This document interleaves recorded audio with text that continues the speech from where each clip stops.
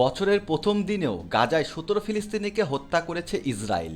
আজও ইসরায়েলি বাহিনী গাজার পশ্চিম তীরে বোমাবর্ষণ চালিয়েছে। আর এতে উত্তর জাবালিয়া এবং কেন্দ্রীয় বুরেশ শরণার্থী শিবিরে কমপক্ষে ১৭ জন ফিলিস্তিনি নিহত হয়েছেন। কয়েকদিনের প্রবল বৃষ্টিতে গাজা স্ট্রিপ জুড়ে শত শত অস্থায়ী আশ্রয়কেন্দ্র প্লাবিত হয়েছে।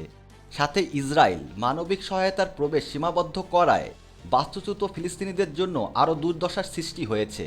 এদিকে জাতিসংঘ বলছে যে ইসরায়েলের আক্রমণের কারণে গাজার হাসপাতালগুলোর স্বাস্থ্যসেবা ব্যবস্থা সম্পূর্ণভাবে পতনের দ্বারপ্রান্তে। ৭ অক্টোবর ২০২৩ সাল থেকে গাজায় ইসরায়েলের যুদ্ধে কমপক্ষে ৪৫,৫৪১ জন ফিলিস্তিনি নিহত এবং ১,০৮,৩৩৮ জন আহত হয়েছেন।